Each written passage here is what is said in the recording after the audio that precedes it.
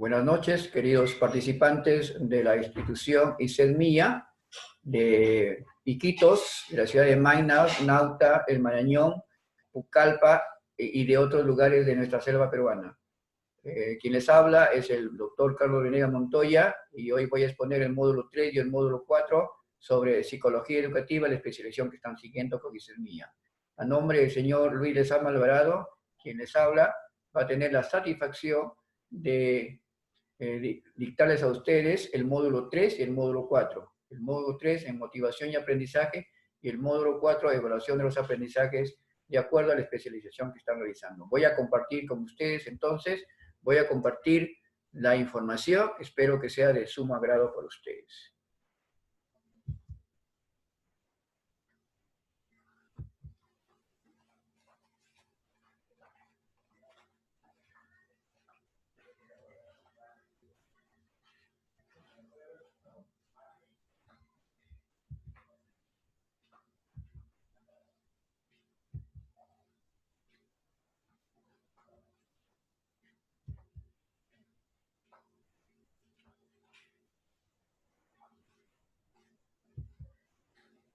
Buenas noches a todos entonces, vamos a empezar con el módulo 3. A nombre, y repito, de la Institución Superior de Capacitación y Especialización Profesional y Técnico ISEDMIA, en la especialización Psicología Educativa Articulada del Currículo Nacional, con ustedes el módulo 3, Motivación y Aprendizaje en la Educación Básica. Pues bien, a continuación voy a tener el gusto de participar con ustedes un video, ¿no?, pequeño, para que ustedes de alguna manera empecemos esta clase muy interesante para nosotros. Espero que sea de sumo agrado y pónganle mucha atención.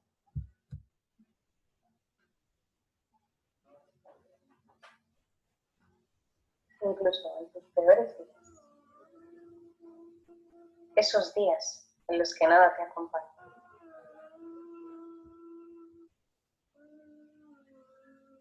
Incluso en esos momentos hay un rayo de luz.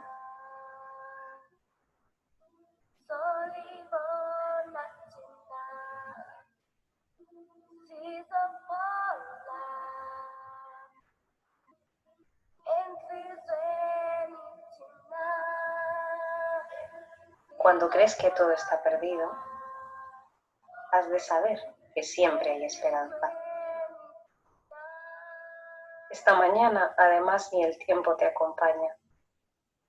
Pero nada de eso importa, porque cuando te diriges a tu aula, ellos ya están ahí. El primero de la fila ya está esperando a que llegues y corre hacia ti, deseando abrazar.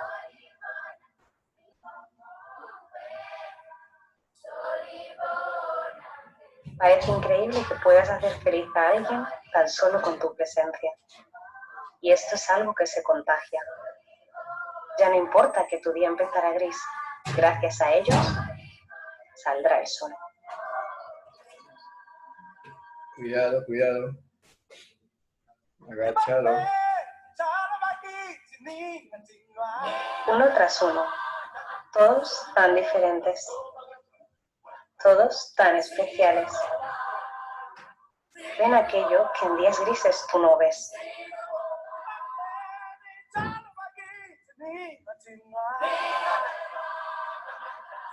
Y entonces sucede.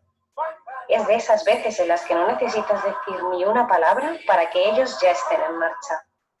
Es esa conexión tan especial maestro-alumnos lo que hace que pongan toda su disposición a la más mínima señal. Es eso lo que provoca que levanten tu ánimo sin necesidad siquiera de hablar.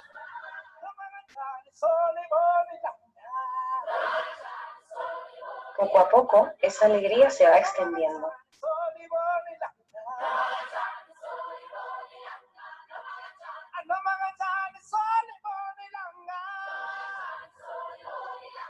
Es una alegría que no para de crecer.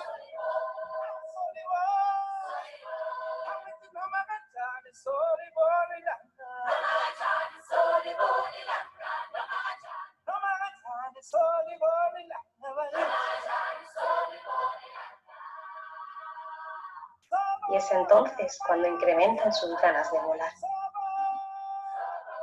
Y lo intentan una y otra vez.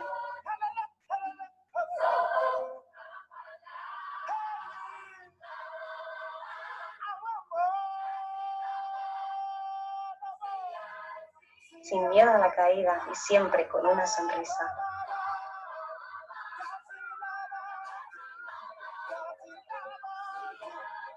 Y es así como transforman tu tristeza en alegría y tu sombra en color.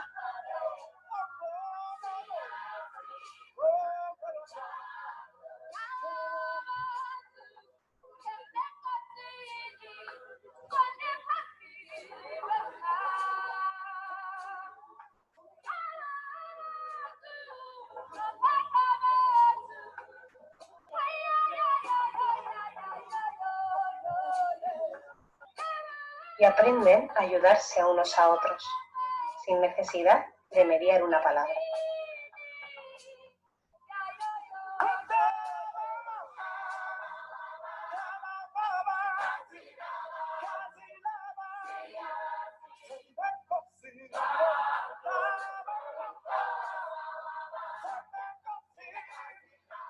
Y sus ojos son el fiel reflejo de la felicidad.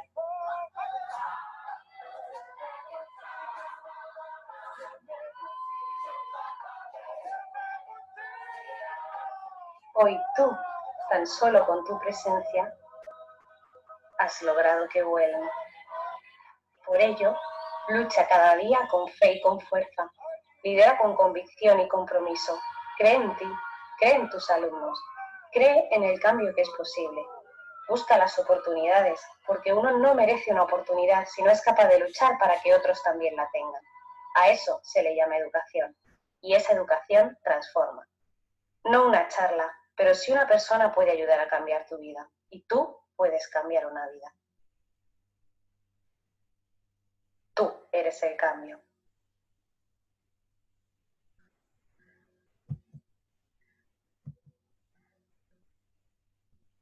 Bien, queridos participantes, esto ha sido el tema interesante sobre lo que el profesor puede hacer, el cambio.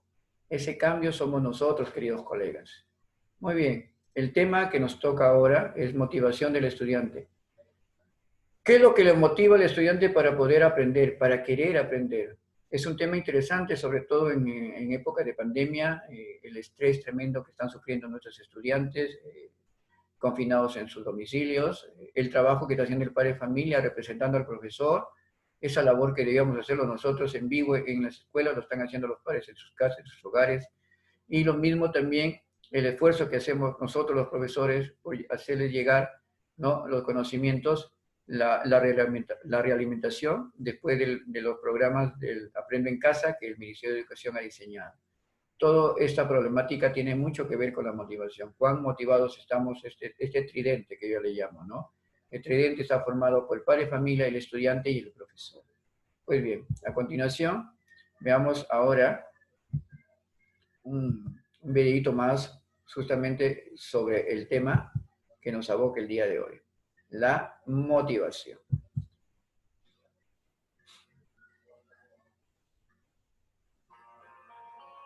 Hola, mi nombre es Lisa. Y yo soy Lars. El día de hoy hablaremos de la motivación en el aprendizaje. Comenzamos. Para el pedagogo Mauro Lain, la motivación es el proceso que inicia, mantiene y regula una actividad orientada hacia un fin más o menos conscientemente perseguido. Por su parte, para la socióloga Aide Vélez Andrade, existen dos tipos de motivación, la motivación negativa y la motivación positiva. La motivación negativa involucra el aspecto físico, psicológico y moral. El aspecto físico consiste en castigos físicos, así como privaciones.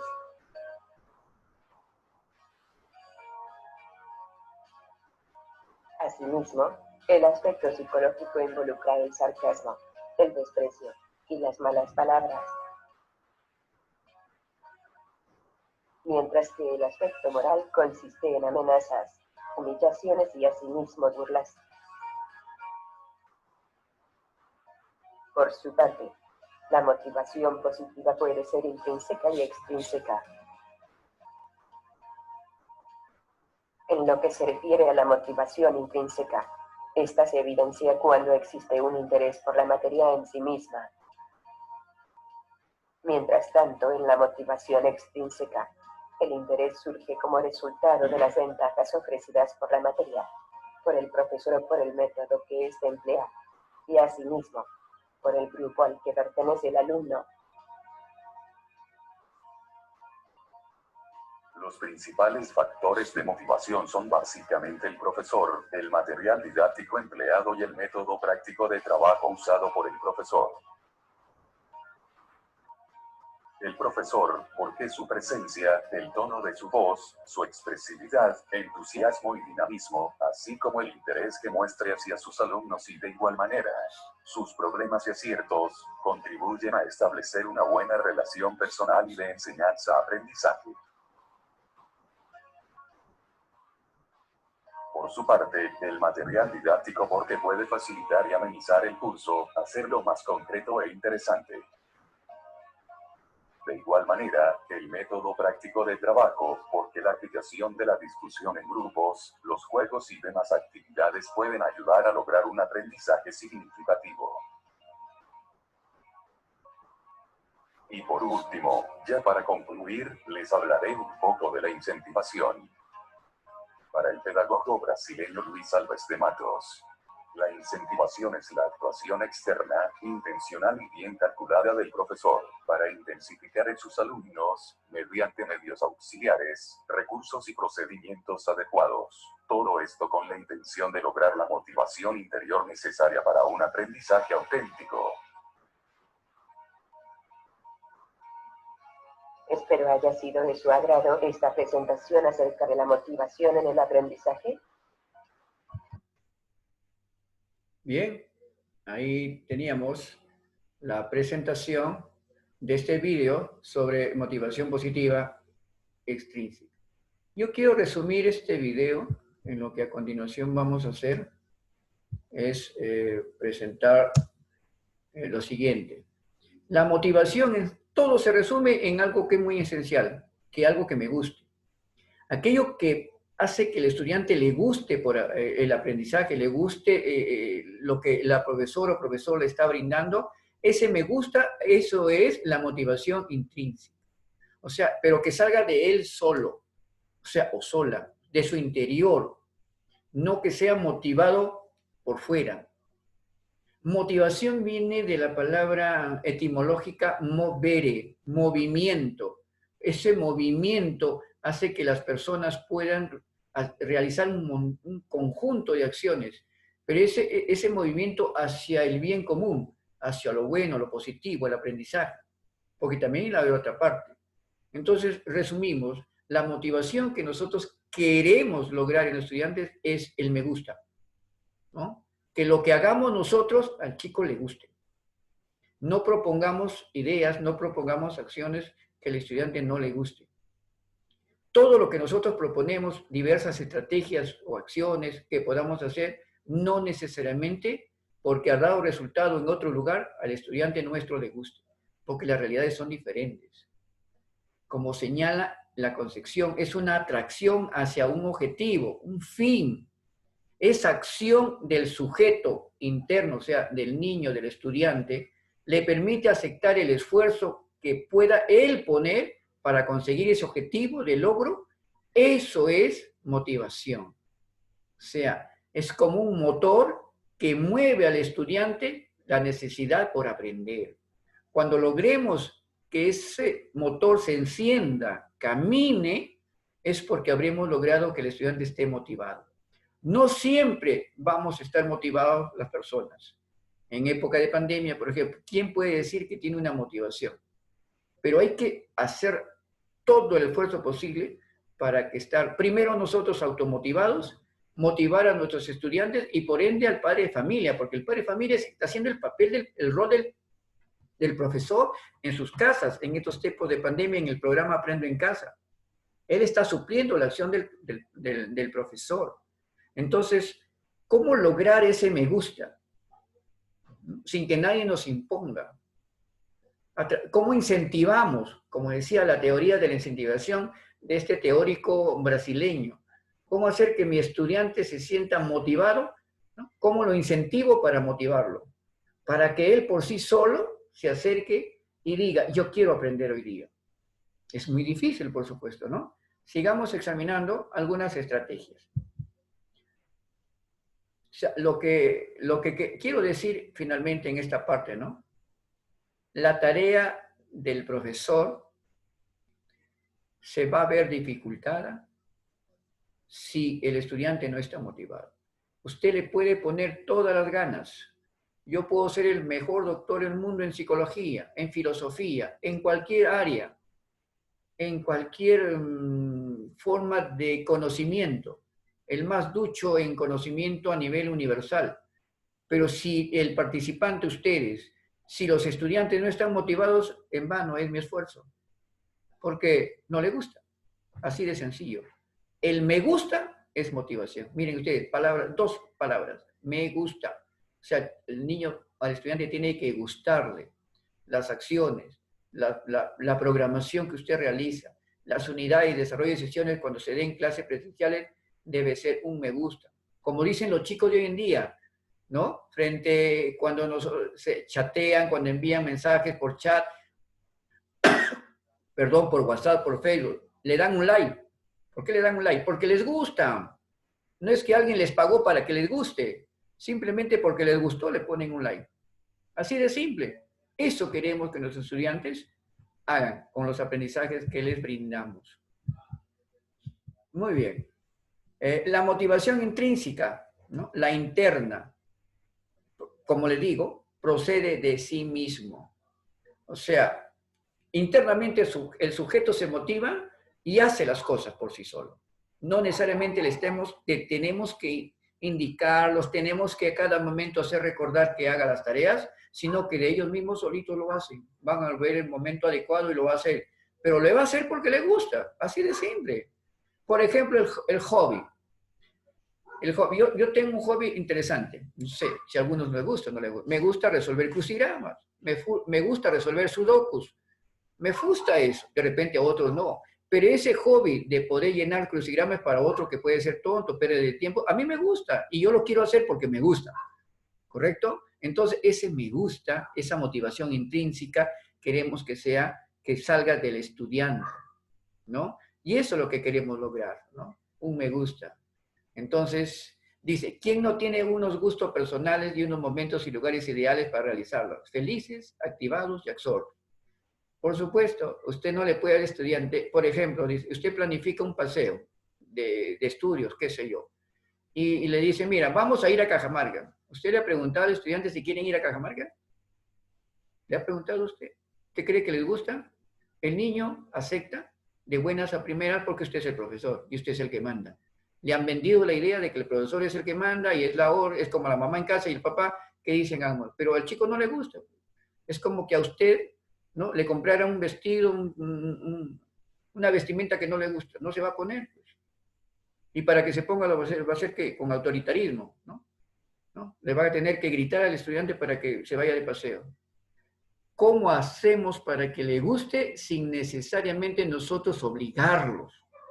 Entonces, cuando el estudiante se vea desobligado de obedecer una orden, sino que se ve obligado porque le gusta, ese es el momento propicio para que logre aprendizaje significativo. Así de simple.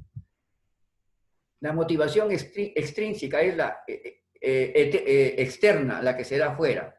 Ahí usted puede, por ejemplo, ¿no? Miren, estudiantes, esta tarea, si lo hacen en 2 días, en un día, yo les voy a dar un calificativo de 2 puntos más. ¿Qué les parece? El estudiante se motiva por una cuestión extrínseca, o sea, externa. No es que le nace de, ya, me van a dar unos 2, 3 puntos más, correcto, entonces lo voy a hacer en un día. Pudiendo hacerlo en 3 días, lo hacen en un día, o en menos quizás. Ese tipo de características tiene la motivación extrínseca. También es bueno el elogio, la loanza, ¿no? Decirle al chico que está bien, ¿no? Que está muy excelente, felicitarlo en público sobre todo, O darle simplemente, como decía en las sesiones anteriores, darle un simple abrazo o en este caso de pandemia, pues un toque de hombro, ¿no? Para decirle que lo quiero o simplemente una palabra. Esa motivación extrínseca es externa y eso sí logra. Lo importante es que esa motivación extrínseca se convierta en intrínseca, ¿no? O sea, que lo que yo quiero expresarlo a través de una compensación, un incentivo al estudiante para que haga cosas, ¿no? Yo puedo utilizarlo eso para que prontamente se realice, sin darle ese elogio, sin darle la calificación, lo haga por sí solo, que eso es lo más importante. Entonces, si nos ponemos a pensar, nos ponemos a deducir cuál de las dos motivaciones es la más importante, yo me quedo con la intrínseca. O sea, aquella que me mueve a hacer las cosas sin necesidad que me obligue. ¿Ya? Aquí les traigo a ustedes los parámetros de Target que fue propuesto por Einstein y Ames en 1989-1992, que reúne un acrónimo de seis letras y que están alrededor de la tarea, la autoridad, el reconocimiento, la G de grupo, la E de evaluación, la T de tiempo. Todos estos reúne el acrónimo de la motivación como parámetro llamado Target. Veamos la primera, la tarea. Las tareas que se alcanzan en estudiantes tienen que cumplir un objetivo. Ese objetivo tiene que darse a través de diversas tareas, pero que el objetivo que apunte sea siempre el mismo. Yo puedo darle un conjunto de tareas, pero el objetivo debe ser el mismo. Hacer que los chicos presentarle una variedad de actividades que se desarrollen en clase, pero que no todas las veces que yo haga ese mismo título de clase sea la misma. Eso es lo que los profesores deberíamos hacer. A veces es tan monótona la clase que ya el estudiante que tuvo de repente algún familiar antes dice, la profesora va a hacer la clase de la planta. ¿Ah, sí? Ah, ya sé. Te va a presentar una lámina. Sí, te va a hablar de las partes de la planta. O sea, y de luego te va a decir que recojas hojas para que hagas tu herbario. Que sí, así va a ser, y así lo hace el profesor. O sea, es predecible su aprendizaje, su enseñanza, perdón, de tal manera que el estudiante ya no le toma interés. Porque hay que variar. En la variación y las tareas diferentes está la propuesta de un cambio para motivar. Las tareas tienen que tener una dificultad intermedia. No tienen que ser ni muy fáciles ni muy difíciles, de acuerdo al nivel educativo en que se encuentra el estudiante. ¿Sí? El proceso también es importante, o sea, ¿qué pasos voy a seguir para lograr el objetivo a través de las tareas? Deben presentarse las tareas de una manera atractiva para que active la curiosidad e interés del estudiante, ¿no? Resaltar la importancia del desarrollo de la tarea, para qué va a servir, ¿no? Y los trabajos que se hagan en grupos cooperativos, mucho mejor que los trabajos en grupos colaborativos, y aquí tengo que hacer una diferencia. El grupo colaborativo es aquel que del conjunto de personas, en este caso de estudiantes, pueden dar lo que pueden. ¿Ya? Miren, escuchen la palabra, lo que pueden. Mientras que los grupos cooperativos tienen que dar todo lo humanamente posible que puedan dar para que todos se beneficien. Porque si dan menos, se benefician menos. Si dan más, se van a beneficiar mejor. ¿Qué quiere decir? Que todos aportan por igual. El esfuerzo es de todos. Mientras que en el grupo colaborativo, que también propone el Currículo Nacional de Educación Básica, es dar lo que sabe, lo que puede aportar. Yo colaboro con tal cosa, a mí no me pueden exigir más.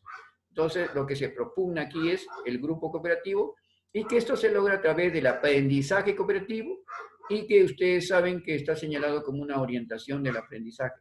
Es, creo, la orientación 9, ¿no?, del Currículo Nacional. Trabajo cooperativo se denomina. Muy bien. Por ejemplo, se ha puesto a pensar que nosotros presentamos al inicio de clases en marzo, cuando estas serán clases presenciales, y comenzamos de frente a hacer una sesión, de repente, de aprendizaje, desarrollarlo, pero nunca se nos ha ocurrido presentar el área curricular, sea inicial, primaria y secundaria. O sea, voy a llevar ciencia y tecnología, el estudiante le pregunta qué es ciencia y tecnología, no sabe. Miren la diferencia. En las universidades y institutos presentan un sílabo, ¿no? ¿Qué es el sílabo? Es la descripción de las acciones, actividades y temas que se van a desarrollar. El estudiante sí tiene un sílabo, ¿no? Lo que hace es, muy bien, ¿qué nos tocó hoy? Mira, en tal fecha nos toca tal trabajo, porque ahí está un cronograma, ¿verdad? Es el plan de estudio. Pero eso ni siquiera le decimos al estudiante, ni siquiera que lo anote en su cuaderno. Simplemente llegamos, presentamos la clase y no sabe qué le toca en la próxima clase.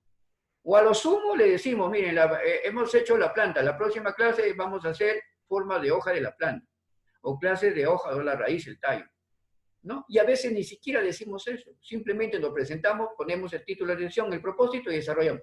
Y el estudiante solamente meramente escucha, pero él no sabe qué es lo que sigue a continuación. Es bueno describir el área curricular, porque en ese plan va a ser para todo el año académico.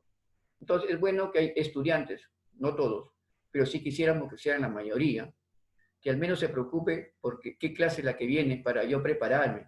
Hay muchos chicos que tienen algunas herramientas en casa, ¿no? Un padre, de repente sus padres, sus familiares son profesionales, les pueden dar, mira papá, mañana me toca este tema, ¿me puedes ayudar? Porque seguro la profesora me va a preguntar.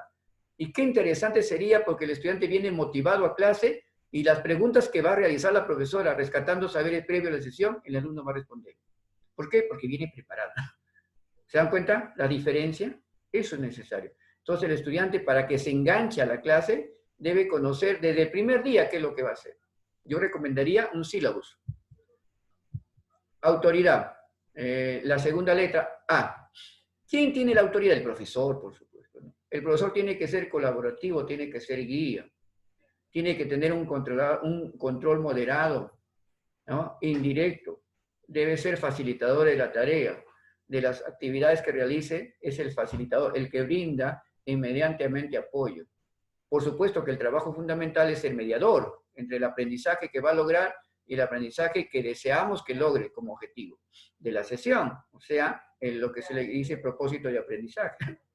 Pero cuando digo facilitadores es darle apoyo. ¿Cómo puede ser? Proponiendo situaciones que tenga que elegir, desarrollar independencia y la responsabilidad, apoyar habilidades de autorregulación. Como el chico, mediante el aprendizaje, puede él mismo autorregularse. Está avanzando, le falta, reconozca errores, etc. En cuanto a la autoridad, acá hay una frase importante que le he sacado de Wolfgang, ¿no? Jens Wolfgang Goethe, o Johannes Wolfgang Goethe.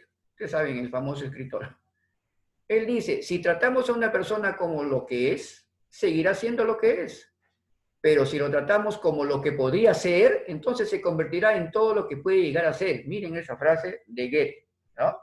Y cuando habla de Pigmalión, yo quiero hacer una breve historia de lo que es Pigmalión. Si alguien ha leído Pigmalión, Pigmalión fue un gran escultor en su época antigua, ¿no? Y cierta vez, unos curiosos, porque él tallaba en mármol, ¿no? Famosas estatuas, ¿no? Y entonces le preguntan, mira usted, qué bonita estatua o qué bonito monumento que ha hecho usted. Y dígame usted cuánto trabajo le ha llevado a hacer este monumento, esta estatua. ¿Saben lo que dijo Pigmalión? Yo no he hecho nada. Simplemente le he quitado aquellas asperezas que no le servían, porque eso ya estaba dentro de la piedra. Imagínense ese pensamiento de Pigmalión. ¿Ah? O sea, lo que había hecho ya estaba hecho. Lo único que hizo es quitarle aquello que le perjudicaba. O sea, las pequeñas asperezas, la suciedad, lo comenzó a limpiar porque ya, la figura estaba dentro de la piedra. Eso es lo que nosotros debemos pensar en nuestros estudiantes, quitar las asperezas, ¿no? Del estudiante y tener una figura formidable. Semejante pensamiento, por favor, apúntenlo por ahí. Bien. Bueno, aquí está el caso de del profesor Oppenheimer, ¿no? Que, bueno, dio clases de la Universidad de Berkeley en California. Él mismo detecta y afronta su problema. Mire qué importante, ¿no? Porque esto salió que en las clases que daba, ¿no? Siempre al término del semestre solamente le quedaba un estudiante presenciando su clase. ¿no? Y todos se estaban quejando, pues, al departamento a donde pertenecía, ¿no? Porque él es un investigador científico. Entonces, preocupado por eso, ¿no? Detectó el problema y afrontó el problema, miren ustedes. Se dio cuenta que él no adaptaba sus clases al nivel, o sea, tenía un nivel demasiado alto. Demasiado rápido y abandonaba, ¿no? O sea, como era demasiado rápido, los estudiantes no lo entendían y por lo tanto se iba. No lo entendían. Su trabajo consistió en reducir su ritmo, o sea, lo hizo más lento para que los estudiantes le sigan. Dejar que expresen sus ideas con mayor claridad, porque él no dejaba participación. Pues saben que es Oppenheimer, un investigador famoso, no se detenía pues todavía a responder o a contestar o a hacer que preguntas. Él venía a la clase, terminaba y se iba. Pero al darse cuenta de que había un problema, entonces él, ¿no? Como humano que es y como un gran profesional, se dedicó a realizar estos cambios. Trabajar en transiciones, o sea, en pequeños procesos para que el estudiante se vaya conectando por sí mismo al estudio en las clases, ¿no?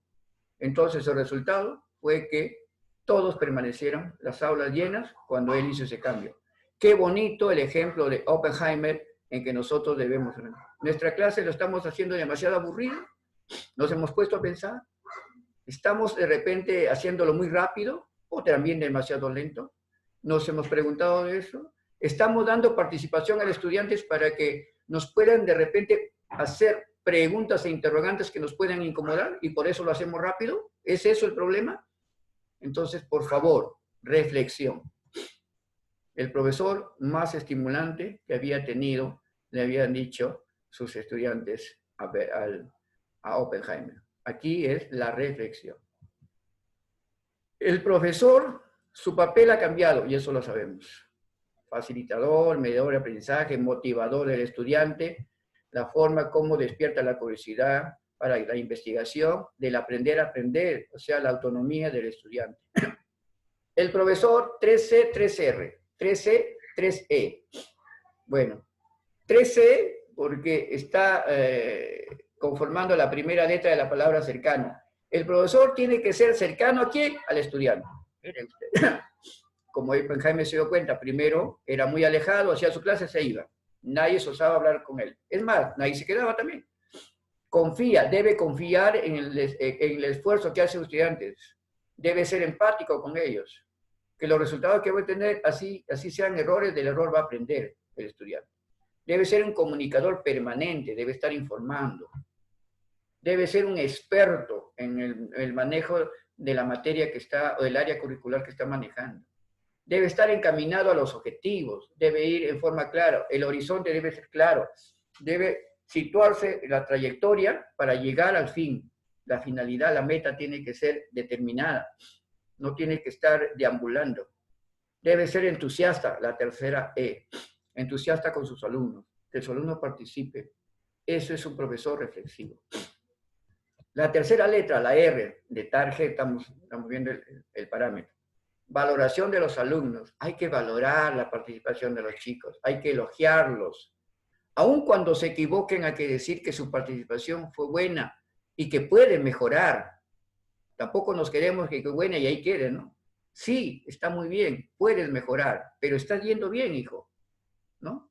Entonces, ese halago, no dejarlos ahí, ¿no? Como sumido. A veces el profesor pregunta y el alumno, como siempre, se para a contestar, y luego el profesor dirige la mirada a otro y el chico permanece sentado parado ahí. Y mientras no le digan que tome asiento o agradecerle, él sigue ahí. ¿Ustedes creen que va a volver a participar? Ese es el estudiante que siempre va a escoger sentarse al último, escondido de los demás, y cuando el profesor va a preguntar, se agacha. Ese es el clásico estudiante porque ¿para qué va a participar? Si cuando participó no sabe si lo hizo bien o no lo hizo bien, pero el profesor se dirigió a otro y siguió preguntando y nunca le señaló siquiera que se siente, o le agradeció su participación, buena o mala. Miren ustedes, el esfuerzo se debe compensar con elogios. El error forma parte del proceso de enseñanza-aprendizaje. Hay que hacer que el estudiante reconozca su error para que se esfuerce a salir del error. ¿Y de qué manera lo puede lograr? De manera individual. Hay problemas que se pueden individualizar, ¿no? No en el momento de dentro del aula, pero sí fuera, para decirle qué es lo que está pasando, de repente tiene algún problema. La evaluación del proceso es importante para el reconocimiento. O sea, el proceso es todos los pasos que está siguiendo durante el proceso de enseñanza-aprendizaje, desde que inicia hasta que termina. De repente, en algunos de los caminos que está siguiendo el proceso de aprendizaje hay un problemita, pues es importante ahí. Y si el estudiante lo está haciendo bien, reconocerlo. No reconocerlo al final. Reconocer, porque imagínense, es todo un año académico, todo un año escolar. El reconocimiento llega al último, ¿ya para qué? El estudiante necesitaba ser reconocido para ser motivado en los principios. Apenas tuvo un logro o pequeño logro, señalarle, mira qué bien lo has hecho, felicitarlo, aplauso para su compañero, para su compañera. Esos pequeños momentos suman todos los momentos al término del año académico. Y no esperar al último si obtuvo diploma, no obtuvo diploma, ni sabe el estudiante. Como nunca lo elogiaron en el camino, de seguro que ni va a la clausura. Porque, no, ¿y por qué no va a la clausura? No, la profesora en ningún momento me dijo que estoy bien o estoy mal. ¿Para qué voy a ir? Seguro que no tengo ningún diploma. Seguro que no me van a reconocer. Entonces, esos pequeños espacios hay que ocuparlo. Es una línea itinerante de la trayectoria, desde el inicio, intermedio y final. La G de grupo, ¿no? De grupos. Bueno, aquí ya está claro que hay que trabajar en trabajo cooperativo, ¿no? Tiene sus ventajas. El aprendizaje cooperativo ayuda, ¿no? ¿Por qué? Porque tiene una característica el aprendizaje cooperativo como el trabajo cooperativo, ¿no? Es en la interdependencia. ¿Qué significa la característica de la interdependencia? Que todos dependen de todos. Por eso el nombre cooperativa, cooperativo. La cooperativa, ustedes saben, por ejemplo, una cooperativa de ahorro, los socios aportan y mientras más aporten, más beneficio hay para todos. Pero si no aportan, entonces se perjudican todos. En otras palabras, cuando el grupo o equipo de trabajo de los estudiantes lo hacen de forma cooperativa, todos dependen de todos, quiere decir que se van a esforzar. Porque mientras más aporten todos, todos se benefician. Y el trabajo colaborativo, ¿dónde está la diferencia? Que el trabajo colaborativo es lo que puedan dar, lo que puedan dar. Pueden dar poco, pueden dar mucho, pero eso no favorece al grupo, se benefician algunos nada más. Bien, ahí está. Respecto a la motivación, tener en cuenta la implantación, calidad de cooperación y evaluación. Va a depender también la calidad de la cooperación, por supuesto, ¿no? Porque cuando hablamos de que todos den lo que tienen que dar, pues de repente esto no se ve favorecido, porque lo que están dando de repente no es eficiente, no va a satisfacer el aprendizaje de estudiantes, todo eso tiene que ser evaluado por los profesores. Y la evaluación, la E de evaluación de target, es fundamental, porque para la motivación, en este caso extrínseca, ¿por qué extrínseca? Porque se va a manifestar en una nota, en una calificación. Decimos, repito de nuevo, por enésima vez, la motivación es extrínseca cuando es externa, o sea, una nota, una calificación, un elogio, un abrazo, un toque de hombros es externo. Esa motivación puede servirme para también yo manifestarme intrínsecamente. Pero lo intrínseco es aquello que nace con el me gusta sin que nadie me dé nada. Nadie me motive, nadie me incentive. ¿Ya? A eso se refiere. Y la evaluación extrínseca es que nosotros queremos que los estudiantes logren aprendizaje, que tenemos que estar motivándolos, incentivándolos, compensándolos. Esas palabritas hay que tenerlas en cuenta. El estudiante necesita eso, ¿no? Miren, le vamos a dar tal nota a aquellos que presentan su trabajo así. Y bien el trabajo, porque también voy a darle 3 puntitos al que me lo presente en un día, en 24 horas, pero resulta que lo presenta, pero está mal hecho. Entonces tiene que darle los criterios también, pues, ¿no? Entonces el estudiante se va a sentir bien motivado. ¿Por qué? Porque el dinero también es motivación, ¿eh? Por si acaso. La motivación del dinero, ¿no? Pero eso usted no lo va a hacer, ¿no? Porque si no, ya estamos creando grupos de interés. Cada vez que usted, yo tenía una anécdota de una profesora que me decía, profesor, yo cómo hago con mis estudiantes cuando venga el supervisor de la UGEL, estén todos atentos. ¿Qué es lo que hace, profesora? Me voy al kiosco, les compro galletas. A todos le doy su galleta, su dulce y su caramelo. A la hora que viene, toditos están pilas. Yo le dije, pero ese tipo de incentivación promueve una motivación, es cierto, extrínseca, pero es momentánea. Y va a ser que tantas veces le das, tantas veces te responde. Y el día que no tengas con qué darle, todos los estudiantes no te van a colaborar. Eso también es malo, por favor. Claro, es una evaluación extrínseca, no todas son buenas, por si acaso, ¿no? Y hay que actuar con criterio, ¿no? Que motiva también al feedback o retroalimentación. El tiempo, la última letra del parámetro target. El tiempo tiene que ser lo más justo posible. El ritmo acelerado disminuye la motivación, lo que le pasó a Oppenheimer. Las fechas de entrega provocan la acción. O sea, usted tiene que enseñar claramente en qué fecha se van a entregar las tareas. Como por ejemplo, ustedes van a hacer una tarea mañana domingo, les van a entregar vía ISEDMIA en la página seguro o sus correos, donde van a tener sus resúmenes y sus tareas de evaluación de este módulo y del módulo que sigue. Adoptar las actividades al tiempo estimado. Las actividades tienen que estar en el tiempo previsto. No puede ser actividades. Si yo programo para 2 meses, en un mes lo voy a lograr. No puede. Usted de repente está quemando etapas, lo está acelerando, etc. Tampoco, si usted le dice 2 meses, lo va a hacer en medio año. Tampoco es posible, pues se pierde el interés. La coordinación de fechas entre áreas también es importante. A veces hay profesores que están programados, los estudiantes ya saben qué clase van a seguir, y de repente el profesor de matemática que le tocaba, viene uno de comunicación o de social y viene a suplantar porque el profesor de repente se fue. O ese cambio de coordinación de fecha tiene que estar bien claro. El estudiante se ve desmotivado, dice, no, ¿para qué ya? Seguro que va a venir otro profesor. No, ya, yo ya no sigo. O si no, la clase que nos ha dicho la profesora lo ha cambiado, es otra. ¿Qué motivación está provocando en los estudiantes? Al contrario, el desaliento. Entonces, ahí está, en resumen, target, T de tarea. Importan los detalles. A de autoridad. El profesor es la autoridad, es la guía, el que aspira a que los estudiantes rindan más. R de reconocimiento, de cómo se ha hecho la tarea y cómo este es beneficiario por elogios, ¿no? Las felicitaciones del caso. Eso es muy importante, el reconocimiento a los estudiantes que hacen las cosas bien. Y aquellos que se equivocan, retornarlo y se autorregulen para que mejoren eso. Grupos de tipo cooperativo. Evaluación.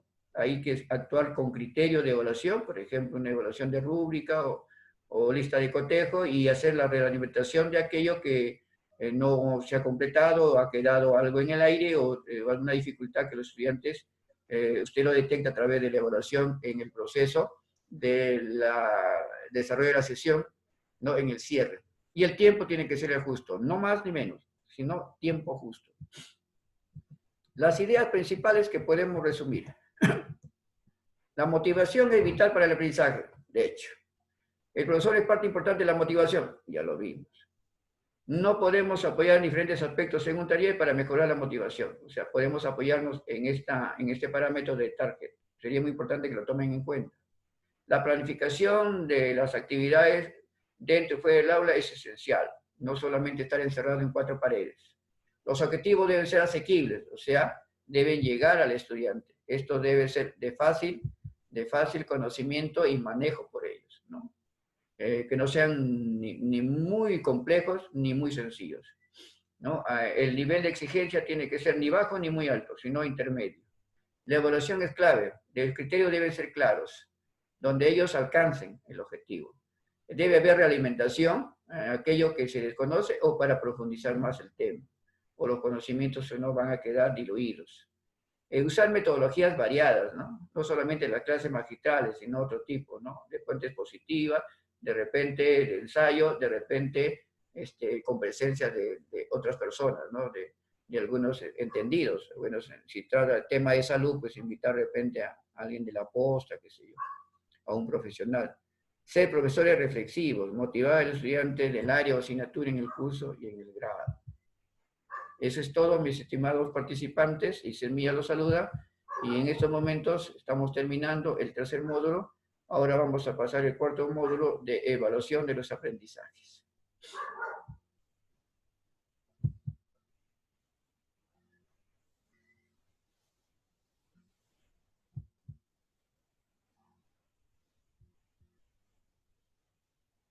Muy bien, estimados participantes, vamos a entrar al cuarto módulo. Voy a compartir pantalla para tomar en cuenta el cuarto módulo.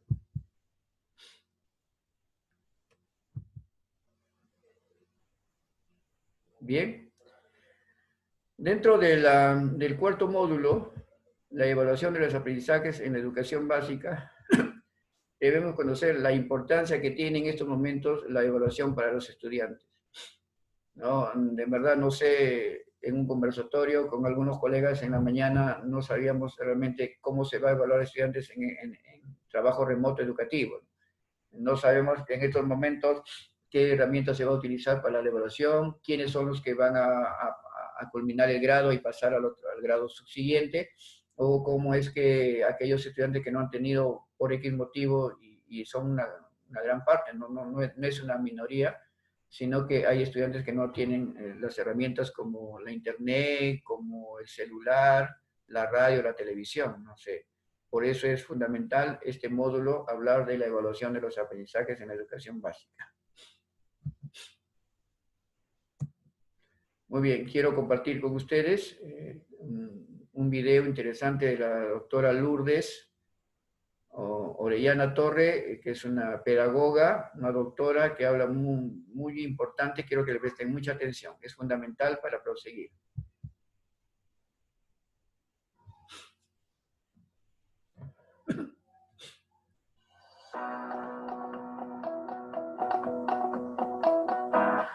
Hola, ¿cómo están? Mis estimados maestros y maestras, espero que muy bien. Como siempre, les habla la maestra Lourdes Orellana Torre en esta oportunidad para tratar sobre la evaluación de los aprendizajes. Esto supone que hoy hablaremos sobre la evaluación dentro de un contexto pedagógico, lo cual hace que se torne en un tema muy relevante e importante para la labor educativa docente. Vamos a responder ahora la pregunta, ¿qué es la evaluación de los aprendizajes? Ahora sí, nuestro objeto de evaluación serán los aprendizajes. Entonces, para responder a esa pregunta, debemos partir diciendo que la evaluación de los aprendizajes es un componente esencial de todo proceso educativo. Es por ello que la evaluación de los aprendizajes es inherente a todo proceso de enseñanza y de aprendizaje. Es decir, es un proceso pedagógico esencial en toda sesión de aprendizaje.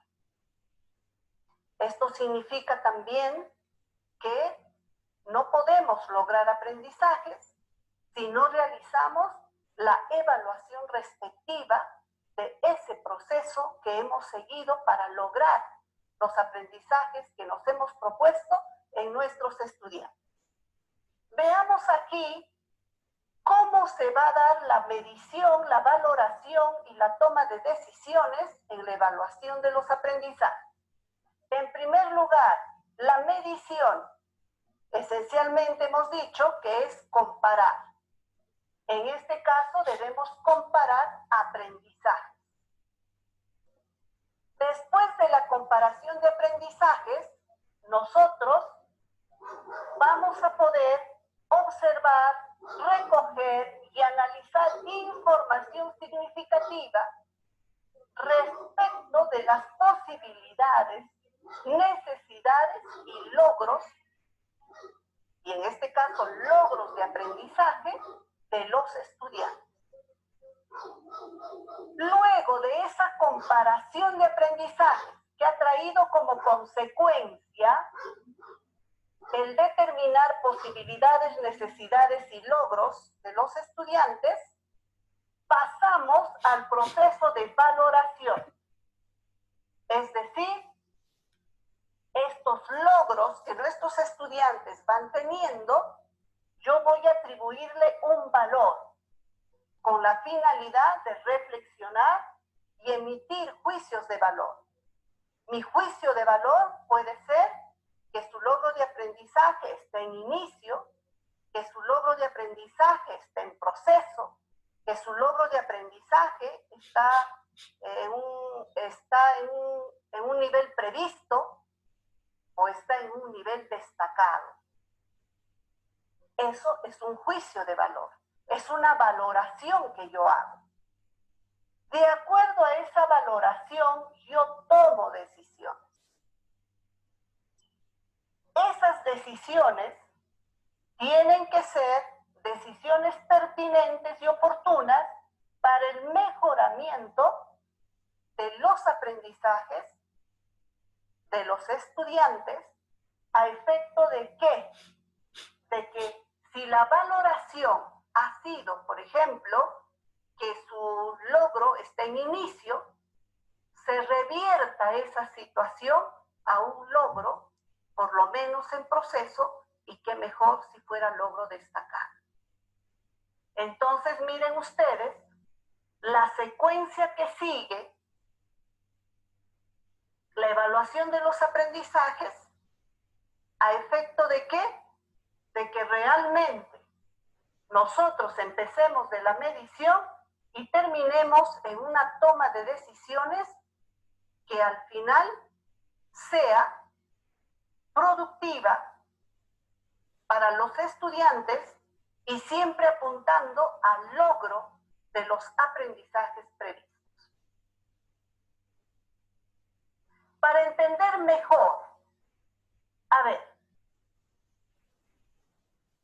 en el esquema anterior hemos explicado en forma general a la medición, valoración y toma de decisiones. Ahora, veamos nosotros, cuando hablamos de medición, dijimos de que se comparaban aprendizajes en el proceso de medición. ¿Qué aprendizajes yo debo comparar cuando evalúo? En primer lugar, yo debo comparar el aprendizaje que va logrando mis estudiantes con el propósito o aprendizaje que yo he propuesto para una determinada sesión o para un determinado periodo educativo. Entonces, voy a suponer que estoy en una sesión de aprendizaje, estoy evaluando en la sesión de aprendizaje. Toda sesión de aprendizaje tiene un propósito de aprendizaje. Ese propósito de aprendizaje vendría a ser el patrón estándar o meta de aprendizaje de la sesión de clase. Entonces, ese sería mi estándar, mi referente. Y lo que el alumno va logrando o lo que logró, para mí es mi objeto de evaluación. Entonces aquí, en el proceso de medición, yo comparo y digo, ¿qué tanto este aprendizaje logrado por mis estudiantes se acerca al aprendizaje que he propuesto para la sesión? Entonces, la medición o la comparación para responder a esa pregunta tiene que derivarse en la utilización de instrumentos de evaluación. Asimismo, tiene que estar bien planteada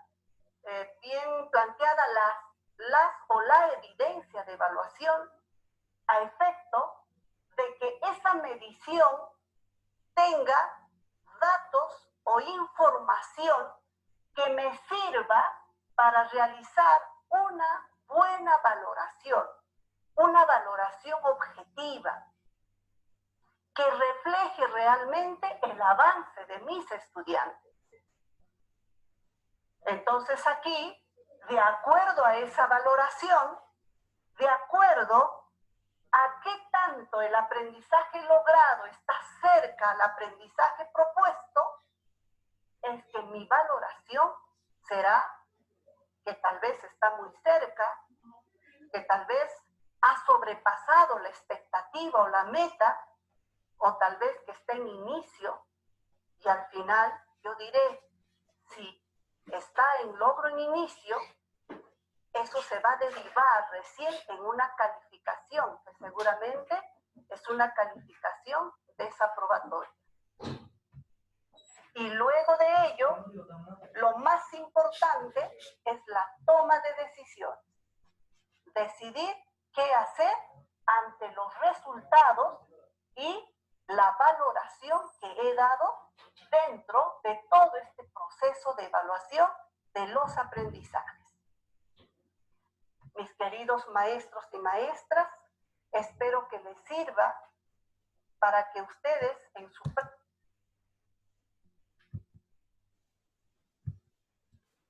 Bien, queridos colegas, ha sido muy claro la maestra Orellana, la doctora pedagoga, de qué es en sí la evaluación.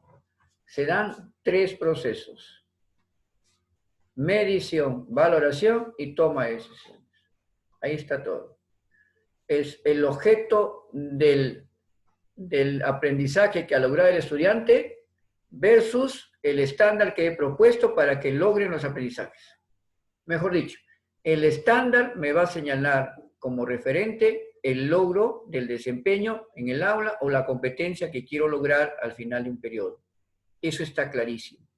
Eso me va a permitir en este puente intermedio valorar eso, ¿no? ¿Logró o no logró el aprendizaje que el estudiante ha manifestado? Con referente al estándar, hago la comparación, ¿no? ¿Qué señala, qué es lo que ha logrado el estudiante con lo que el estándar me dice? Y mediante eso hago una evaluación y luego tomo la decisión. Este estudiante está en B, está en C, pues está en A, ¿no? Y de supremacía puede estar en AD. Pero entonces, eso en sí es la evaluación. Exactamente. Entonces, la evaluación del aprendizaje eso es un proceso que permite obtener evidencias, o sea, ese logro de aprendizaje del estudiante que mostraba la profesora en el último cuadro, ¿no? Para yo elaborar juicios de valor, ¿no? Y que si yo entiendo en una sesión de aprendizaje que hay algunos problemas, no se han logrado unos aprendizajes, yo tengo de alguna manera que retroalimentar el aprendizaje, para que a lo largo de todo el proceso se constituya en un aprendizaje de calidad, o sea, aprendizaje significativo.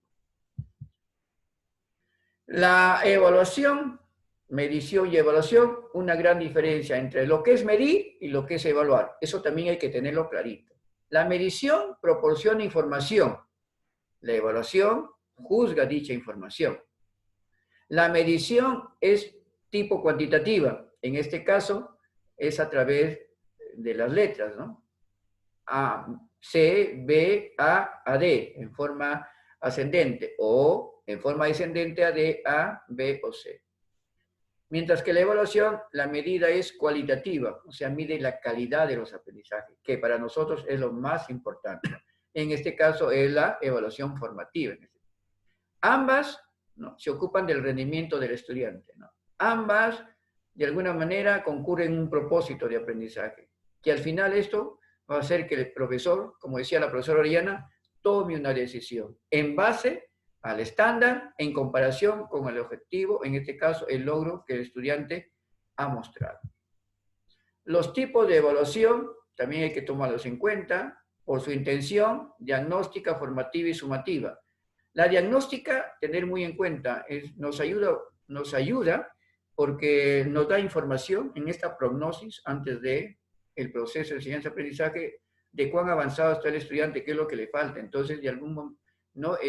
Yo puedo retomar o hacer un afianzamiento previo para empezar a mis clases.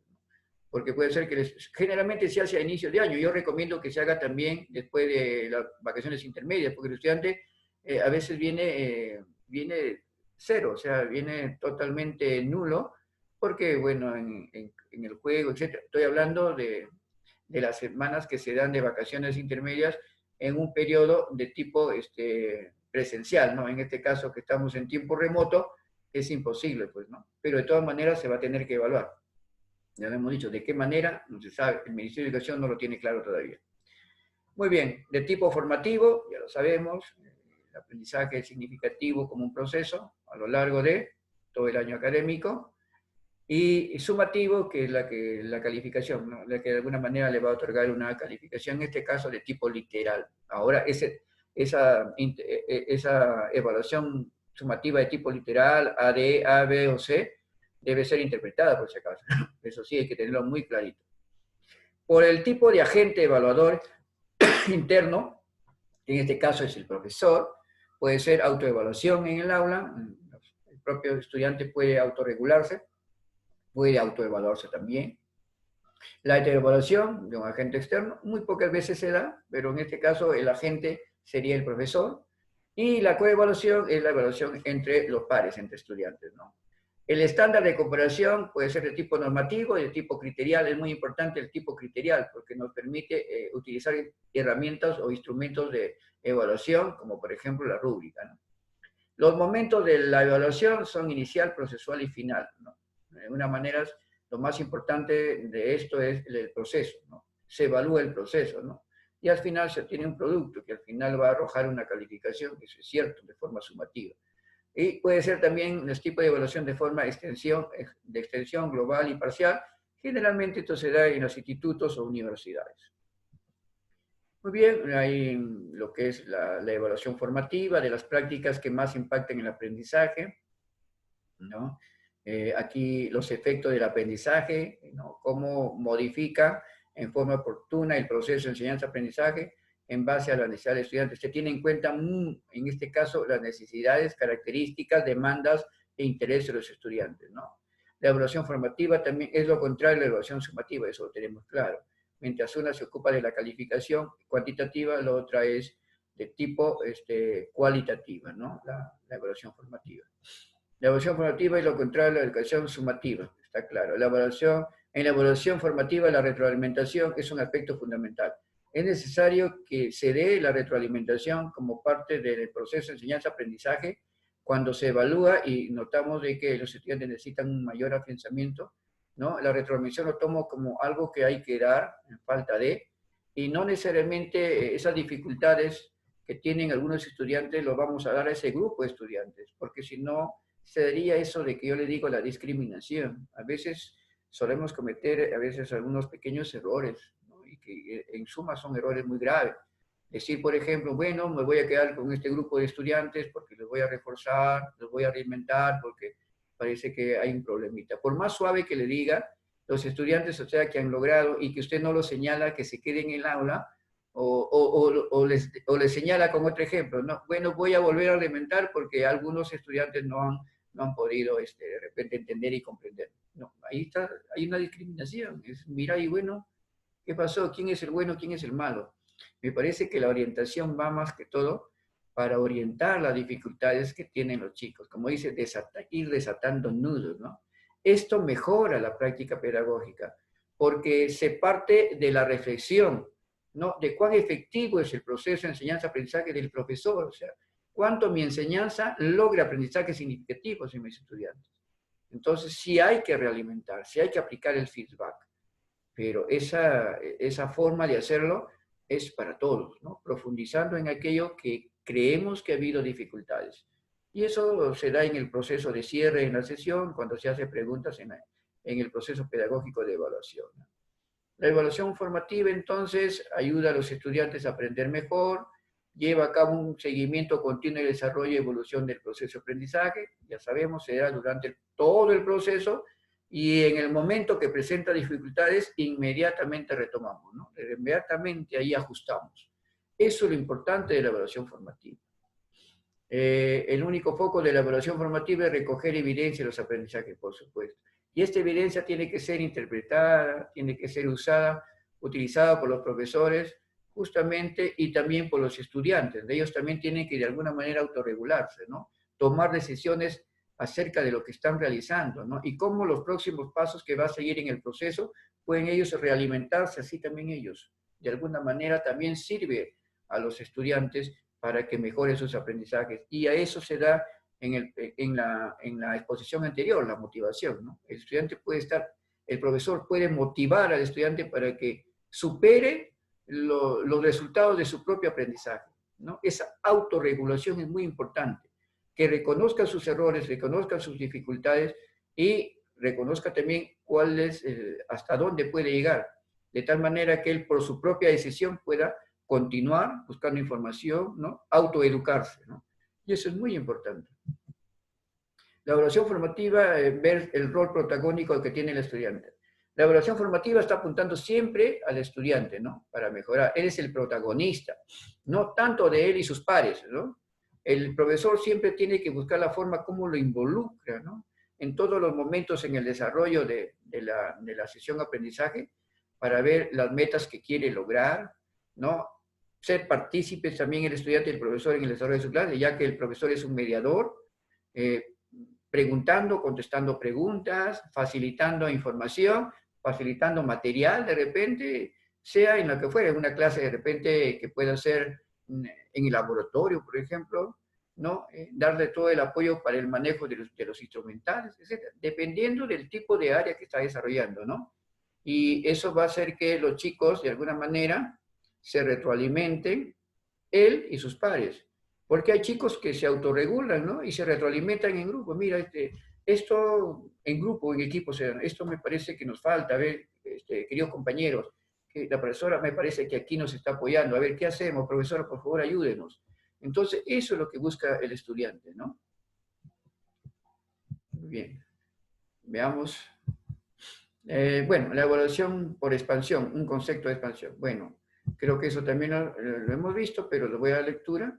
Un proceso en el cual se recaba información del proceso, los maestros pueden usar como para tomar decisiones y los alumnos para mejorar su propio desempeño. ¿Quién lo dijo? Brockart, el año 2009, ¿no? Y que es una fuente de motivación. Pues miren, la evaluación formativa forma parte de la motivación del estudiante, justamente del tercer módulo que hablamos. Entonces, la evaluación formativa es parte importante para motivar al estudiante a progresar y a seguir adelante con sus aprendizajes. Veamos ahora esta gráfica, ¿no? De la evaluación formativa. Todo nace en la acción informada. El profesor recoge la información, el estudiante entrega la información. Esto puede ser, si pasa hacia adelante, para adaptar y reajustar la enseñanza, retroalimentación, se vuelve hacia atrás y se regula de alguna manera los aprendizajes que se ha dado en sesión de clases, ¿no? Esto sigue su proceso, ¿no? Acciones para mejorar desempeño, esa es la retroalimentación, y también motiva al estudiante para aprender a aprender, lo que es lo que se dice el aprendizaje autónomo.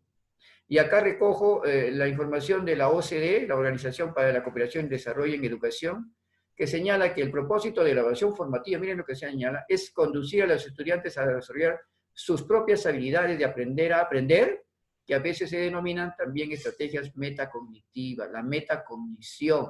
Qué importante que reconozca la OCDE desde el año 2005 la metacognición, que forma parte de la evaluación formativa, ¿no?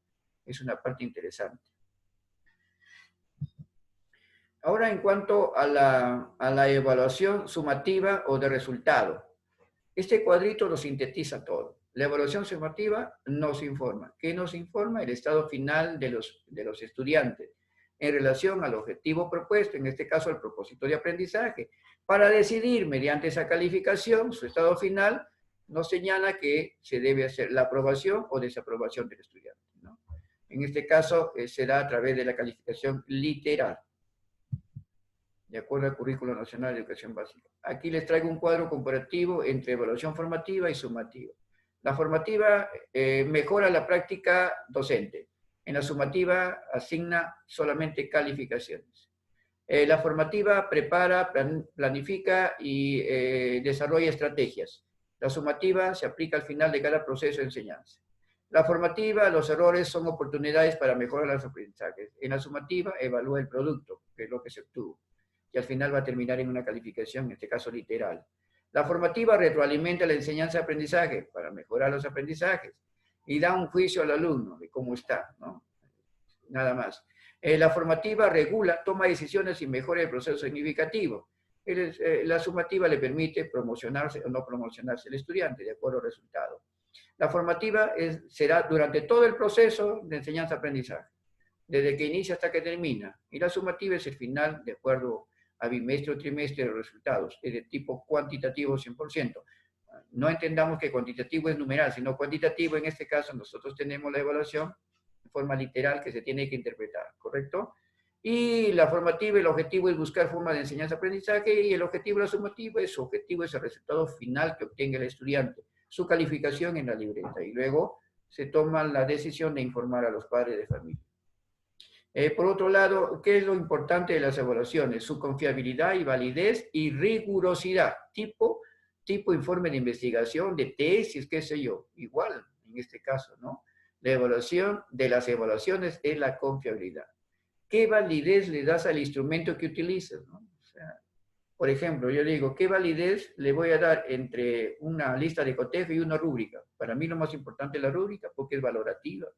Mire procesos, tiene criterios, tiene diversos aspectos para que se pueda evaluar al estudiante. Mientras que la lista de cotejos solamente nos queda dos criterios, o los aprobamos o los desaprobamos, o sea, un sí o un no, no queda para otro. Y la confiabilidad, en este caso, si es adecuado para el estudiante o no. Sigo insistiendo, la rúbrica es mucho mejor que la lista de cotejos. Ahora, el rigor y calidad de la recolección de la información es mucho más rica en la rúbrica, ¿no? Por supuesto. Bueno, y justamente hablando de rúbricas, una guía para profesores. Comprende, escribe, lee, explica, proporciona, copia y pega, sigue, afina y estandariza. Todo eso como parte de la rúbrica. ¿Es así como debemos utilizar la rúbrica? Lo dejo ahí. ¿No? ¿Qué comprende? Las expectativas que la rúbrica genera entre los estudiantes, por supuesto. ¿Qué escribe? Las rúbricas que tengan sentido en el conjunto de la evaluación. ¿Qué se lee? La rúbrica a los estudiantes y que pregunten si tienen alguna duda. Eso ayuda, ¿correcto? ¿Qué explica? Que hay una rúbrica que guiará el sistema de calificación de la tarea o proyecto, etc. ¿Qué nos proporciona? Con antelación suficiente y al comienzo de la unidad, los temas, las tareas, las actividades que se desarrollan. ¿Qué es un copia y pega? Aquí un poco que debemos entender. La rúbrica al final de la tarea y evaluar sobre ella misma, sobre sí misma, debe decir. Entonces, ¿no? ¿Y qué sigue? La rúbrica. ¿Qué afina? Después de finalizar, modifica y afina la rúbrica para que se ajuste a sus expectativas. Y finalmente, ¿qué estandariza? O sea, el referente de la evaluación. Dispone de cuentas rúbricas que puedas emplear en distintas situaciones. Por favor, un consejo en base a esta guía, ¿ya? Las rúbricas los puede conseguir, hay diferentes modelos. En su módulo de ustedes tienen cantidad de modelos que se les da para evaluar exposiciones, para evaluar inclusive dibujos, figuras, para trabajo de periódico mural, etcétera, ¿no? Inclusive algunos temas importantes que usted puede valorar a través de la rúbrica. Pero son ejemplos, por favor, usted tiene que adaptarlo a su realidad. La rúbrica no se construye simplemente por lo que nosotros se nos mueve la cabeza. Hay que utilizar criterios muy explícitos, explicativos para el estudiante. Que, en primer lugar, toda evaluación debe ser informada al estudiante. No hay ninguna evaluación que se aplique al estudiante sin que éste sepa a qué va a ser sometido. Yo pregunto, ¿nos gustaría que a los profesores nos evalúe el Ministerio de Educación de hoy para mañana y nos aplique un instrumento y luego salgamos todos desaprobados? Nos gustaría. Yo sé que inmediatamente al otro día están tomando las calles, están tomando la iglesia, están tomando la Plaza de Armas, ¿verdad? En marcha se van, ¿es cierto? ¿Y el estudiante en qué momento reclama? ¿En qué momento cierra el aula? ¿En qué momento cierra el colegio los padres? No lo hacen. Por lo tanto, nosotros debemos practicar con el ejemplo. La expectativa del estudiante por una prueba es cómo me van a evaluar. Sería muy bueno que le den los indicadores, los criterios. Mira, esto se te va a evaluar. De la exposición se te va a evaluar el material que lo presenta, si está limpio o no, si tiene buena ortografía, si tiene signo de puntuación, si se entiende o no. De tu exposición se va a evaluar tu forma de tonalidad de voz, si manejas o no manejas los conceptos, la forma como resumes el tema, cómo aclara las ideas que pregunten tus profesores, tus compañeros y el profesor. Todo eso, entonces, al tener las reglas claras, el estudiante se somete. No le puede reclamar a usted, porque las reglas se te dio. Tú has fallado en esto, entonces la calificación que has obtenido es lo justo, ¿no? Entonces, los estudiantes, por ese lado, es mucho mejor. Muchísimas gracias, queridos amigos. Hemos terminado esta exposición del material 3 y material 4.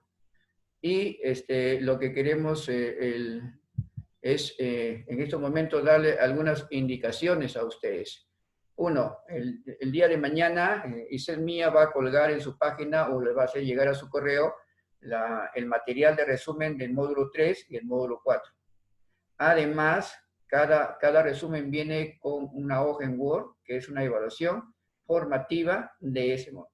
Entonces, es preciso que ustedes, como dije al final, hay que explicarle qué es lo que estamos evaluando, ¿no? Entonces, se va a evaluar la entrega del trabajo debidamente de acuerdo a las preguntas de análisis reflexivo, ¿no? De aplicativo, y solamente va a tomar usted la lectura de su resumen. En base a ese resumen están hechas las preguntas. Entonces hay que leerlo un poco, no son muchas hojas. Y ese resumen lo traslada a las preguntas y en eso, una vez que termine, abajo está mi correo y lo pueden enviar. Le estamos dando a todos hasta el día 31 de agosto, hasta fin de este mes, el 31 de agosto, para entregarlo vía correo. Y si no, también puede llamar a los teléfonos de Iselmía para hacer entrega de su trabajo, luego me lo hacen llegar a mí para poder evaluarlos. Luego su calificación se les dará al finalizar la especialización. Es la que su nota va a ir al final en el reverso de la certificación que tiene. De mi parte, a nombre de Iselmía, muchísimas gracias. Será hasta otra oportunidad, Dios mediante. Gracias al gerente Luis Lezama Alvarado y a todo el grupo de gerentes y personal que trabaja en esta prestigiosa entidad de capacitación. De mi parte, muchísimas gracias. Nos estamos viendo. Chao. Hasta otra oportunidad. Gracias.